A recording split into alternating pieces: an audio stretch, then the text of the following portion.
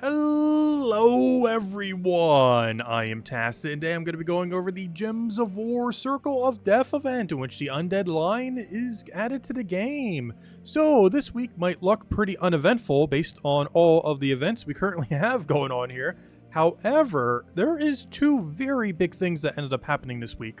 The first, which ended up happening today, is Darkstone can now reach 30 star. This is a bit more relevant than the average 30-star kingdom because unlike many, you can actually get it to 30 star, or probably should. It is a purple-based kingdom, which means it's one of the four magic kingdoms in the game. Well, four of which are underneath the purple category.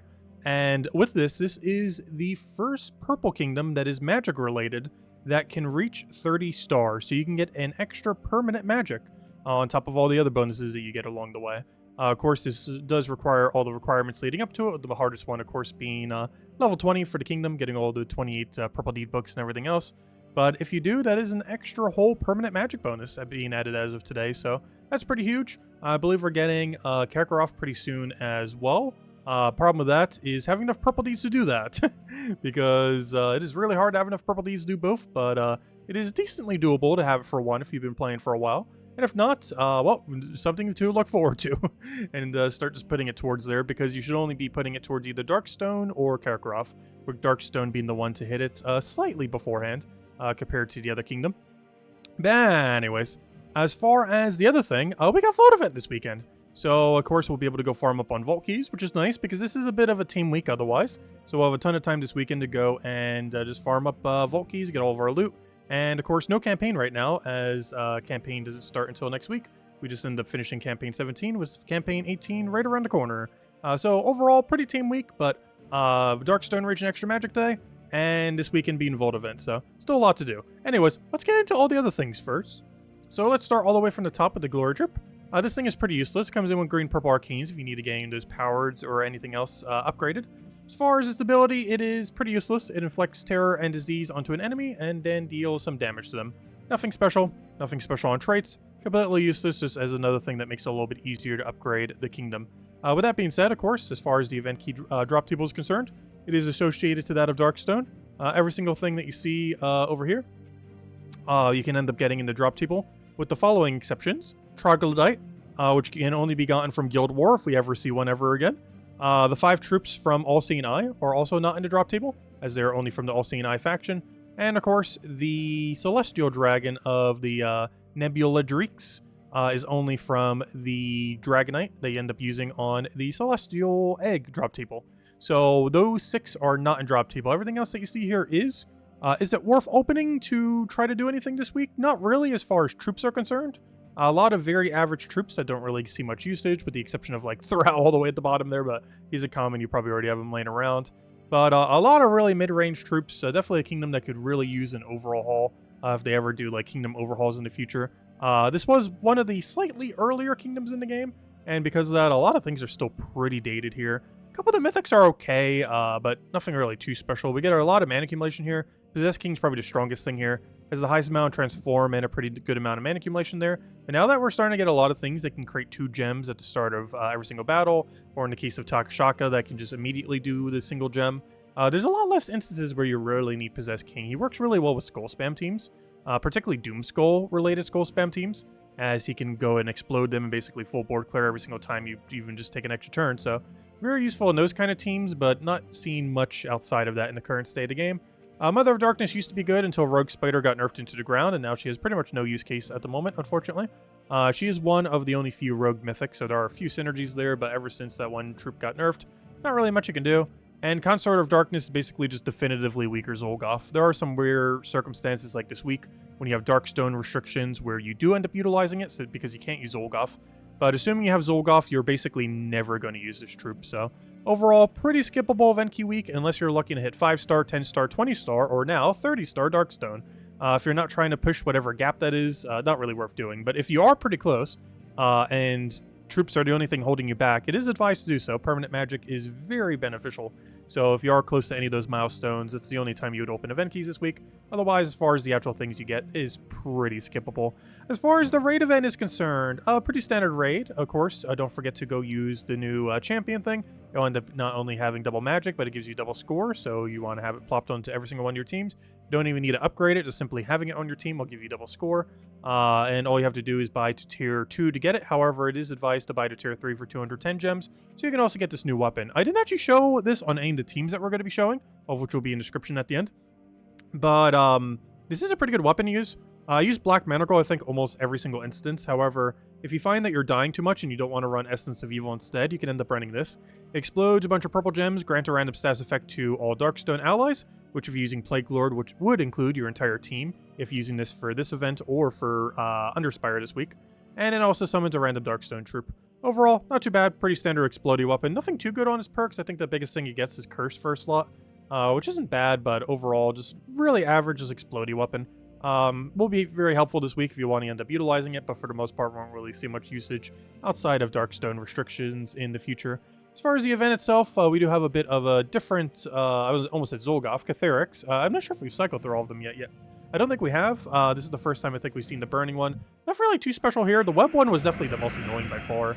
But this guy just burns a person and then creates, kills an enemy and then does the burning gems.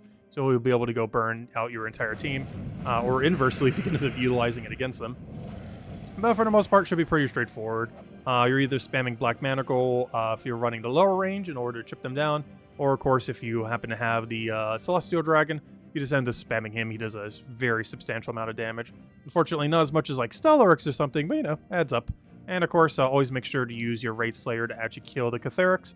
At this lower level range, obviously that's not an issue. But once you get deeper, you're going to need this to go one-shot it. And with its double magic, you should be able to one-shot for a very long duration. And if you're only buying tier 3 or tier 4, it should be able to one-shot the entire time as well, with your 5 times extra damage there. Anyways, as far as other things that we have going on this week, not too many things. Obviously, biggest thing is Vault Weekend this weekend. But this Tuesday, we have ourselves All-Seeing Eye faction.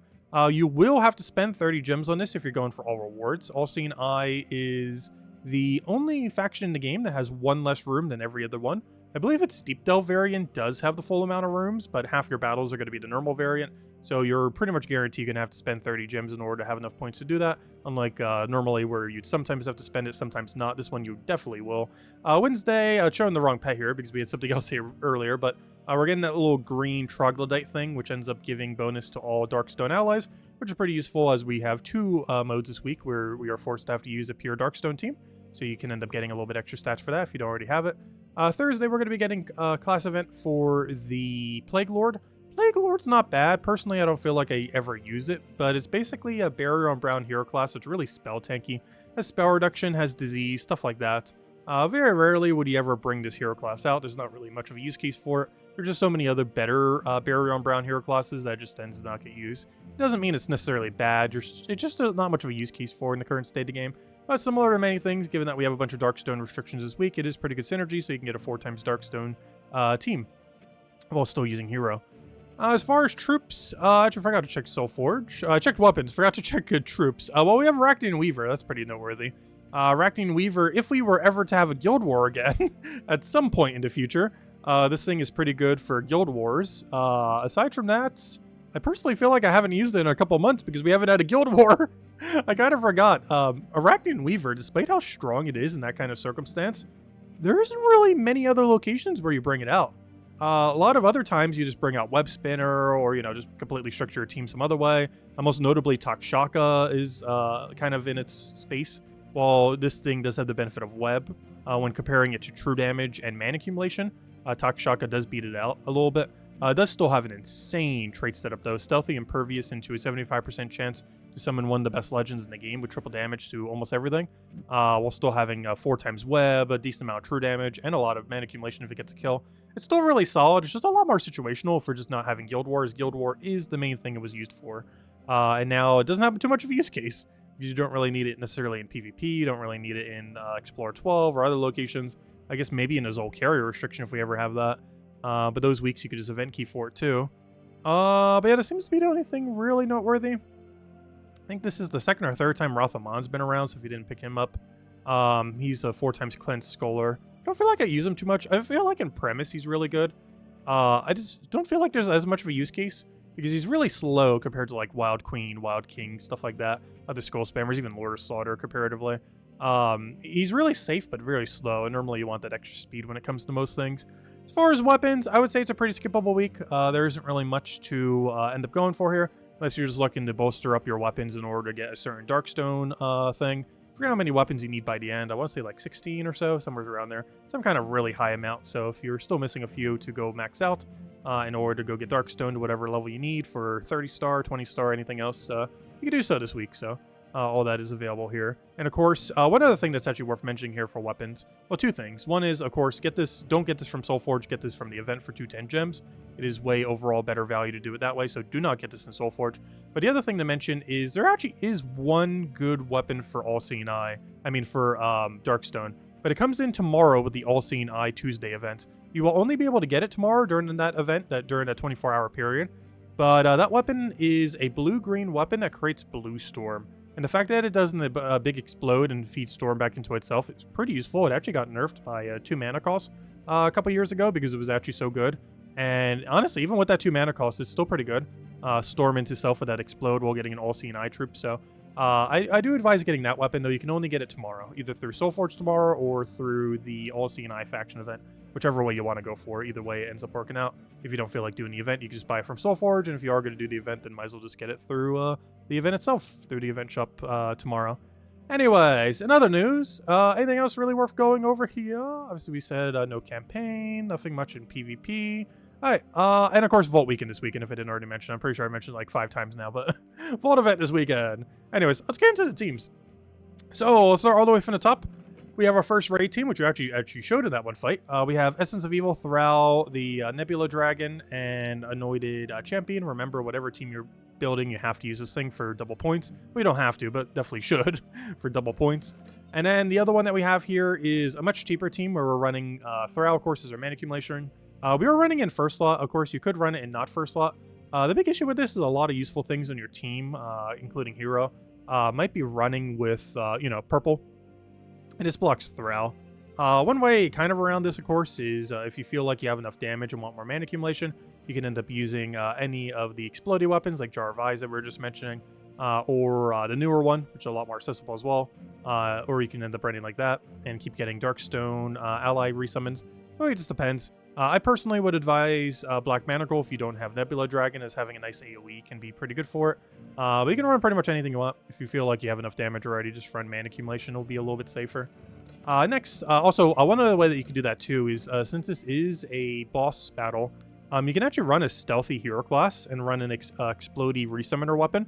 And since you have stealthy, he won't be able to target you till last, and you'll just be able to keep getting summoned. So it's a nice backup plan if you find you're starting to die too much in the mode. So definitely worth considering. But this will be a lot quicker compared to running it a little bit safer the other way around.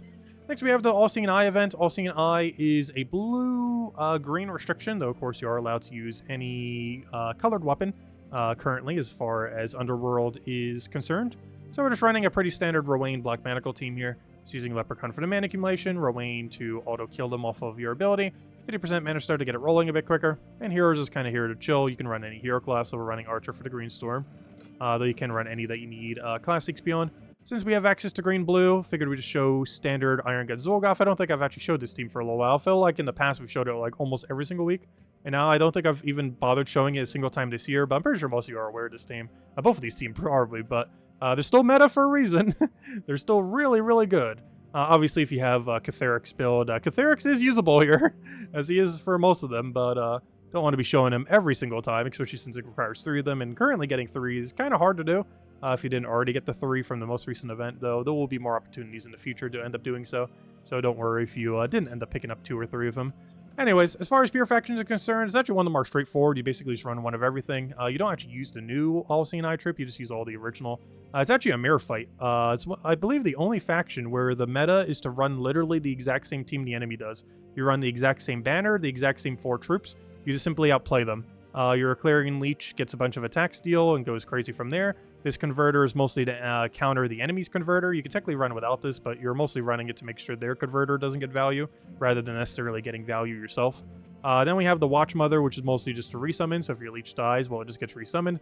I believe also there's a Clarion as well, so if they somehow double kill it, you can just resummon both and just kind of build your team back up before you even get to the final fight, as well as during the final fight. You also get more value from resummon than what the enemy will. And as far as X-Rider, he does a bunch of skull spam, which synergizes really well with your attack steal that you have. And he also gets to hit the first 2 enemies for a little bit of poke. This is a little bit of a death mark mechanic, which generally doesn't come into play too often, but might occasionally do something. Next, we have ourselves the Plaguelord hero class. This is a human restriction, so basically just spam Thrall. He has Mana Link into himself, or Black Mana or whatever else you might want to run with him. Ideally, you want to run a weapon that doesn't use purple, and then just use a ton of Thralls. Take a single purple, you'll guarantee get full mana Thralls. You'll get 6 mana for it at minimum, 9 if it surges. So you'll be able to go simply take a purple, cast your Thrall, cast your weapon, rinse, repeat. Just run the strongest weapon you have. In this case, we're showing Dawnbringer, but run whatever you feel like that you have available. Next, we have ourselves Underspire. Underspire is the same restriction as raids this week, with the main exception being that you don't have to run the raid troop. So you basically have 4 troops to work with instead of 3. So the teams are somewhat similar, but in this case, we ended up going down a Possessed King, just for a little bit extra mana accumulation. If you have double of the Nebula Dragon, you can double up on that, or anything else you might want to do for damage. But in this case, we ended up going Possessed King, and probably for the later fights, we'd probably go a Consort of Darkness once we get deep enough where that would actually be relevant. Whereas the earlier fights, that wouldn't really matter much. And the cheaper team that we end up going here, we basically just went backup resummon. You don't necessarily need to go down that route if you go resummon weapon, but it's better to get the damage pressure down. So we're using Thrall for our mana accumulation, Watcher for the resummon if it ever dies. We'll get a Clarion or a Clarion Leech. Then we have ourselves Black Manacle as one of our main damage sources. Has a little bit of Devour chance as well, but we're mostly just doing it for the AoE damage. And then we have the X-Rator for the same premise as before. Has Skull Spam, has a double hit, and occasionally, though very rarely, it could potentially pick up a kill off of Death Mark there. And that is everything other than Vault event this weekend. But anyways, guys, I hope you all have a wonderful, wonderful week. If you still have any other questions, feel free to leave it in the comment section below. All of the teams that we just went over are in the description. Feel free to leave a like on the video. Helps a lot and is greatly appreciated. And I'll catch you guys later. Bye, everyone. Thanks for watching.